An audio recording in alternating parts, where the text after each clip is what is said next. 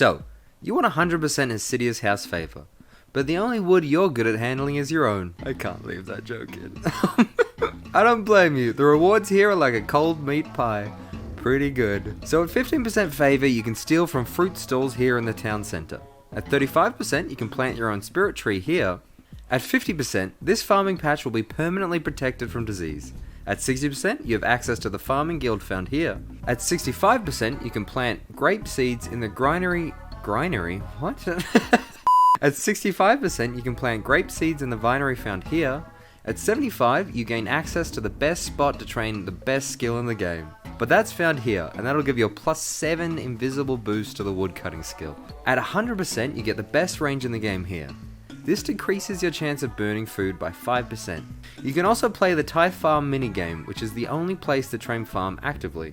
I've literally gotten 299s in Hosidius cooking and woodcutting. It really is a wonderful place. I should say, gaining favour in one house no longer drains favour from the other houses. After a recent update, you can do favour within any house in any increments without punishment. But you're like, Hannah, I'm an idiot. I don't understand things. Well, don't you worry, my simple friend. I've got the directions for you. So the techniques we'll be using are the plough from 0 to 5%, fertilizers from 5 to 100% or 45%, and then the mess hall from 45 to 100%. So the only thing you can start with at 0% favour is ploughing the fields. And no, that's not another joke about your wood. So you'll need a hammer. But basically, you push the plough back and forth, and you can find 2 ploughs at these 2 locations here. The process is automated, so the only time you'll have to click is when you reach the end of the field, or when the plough breaks down. When this happens, just click on it and you'll repair it with a hammer, and get a cheeky 10 crafting experience. Once you reach 5%, you know what time is it? That's right, it's fertilizer time. By far, the easiest way to do this is go to the GE and buy 900 saltpeter and 900 regular compost, and then spend a couple minutes shoving them together. But if you're an ironman, or for some reason you don't love the smell of poo on your hands, you can gather the saltpeter manually by having a spade and finding the saltpeter deposits in this region. A good tactic is to look for this yellow dot, as this funky gentleman jumps around wherever the saltpeter currently is. If you're doing this method, you'll only need 400 fertilizers, as this will take you to 45%. Now, once you have your poo buckets, go to this pergola. Sorry, I've written pergola with a question mark. Is this a pergola? I don't know. Is it a gondola? No, it's not. I don't know what a pergola is. But go to this pergola. So go to this pergola here and talk to Clerk. She will take the ship buckets directly from your bank, so you don't have to worry. When I first did this, I ran back and forth, doing it inventory by inventory. Don't do that. Just leave them in your bank. But if you bought 900, well, you're 100% favour. Good for you. If you didn't, we're gonna have to go and cook for the great Shazian soldiers. So here you'll find these little buggers, and these little buggers are hungry.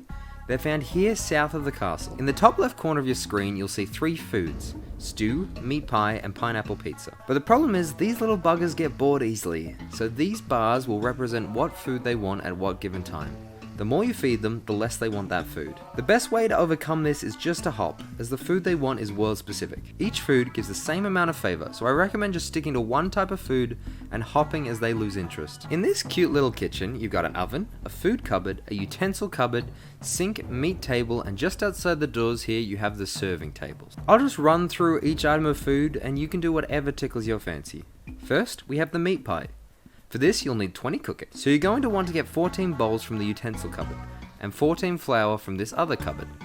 Next, fill the bowls with water and use the flour on them to create pastry dough. Then deposit the bowls just by clicking the bowls under the cupboard. When I did this, I manually dropped each bowls. You don't have to do that. Then, get 14 dishes from this cupboard and make pie shells. Then get 14 raw meat from the meat table, cook them, add them to the pie shells, and click here to serve them. Second, we have the stew.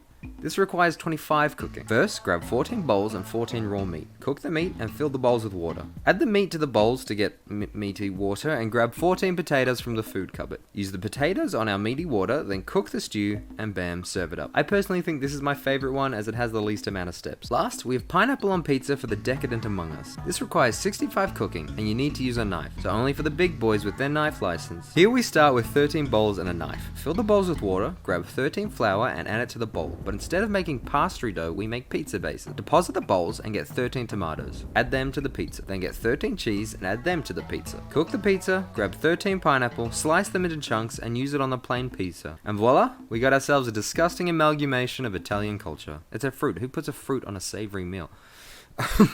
I don't recommend this not only because pineapple on pizza is a sin against humanity, but because with the knife you can only create 13 at a time and not 14, so this will slow you down slightly. But there you go.